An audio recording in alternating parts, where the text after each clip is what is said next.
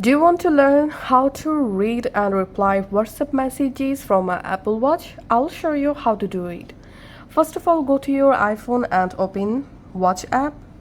Now select My Watch and tap on Notifications.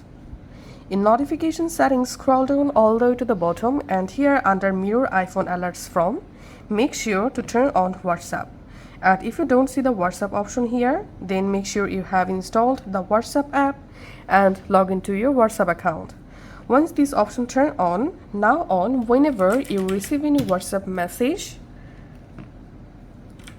when your iPhone is locked, now on whenever you receive any message, you get the message on your Apple Watch. Now just tap on the message, and now here you can easily go ahead and read the WhatsApp message. You can tap on reply to send a reply to the conversation, just like this. And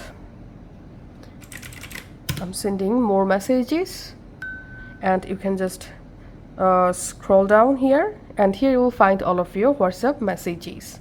Thanks for watching.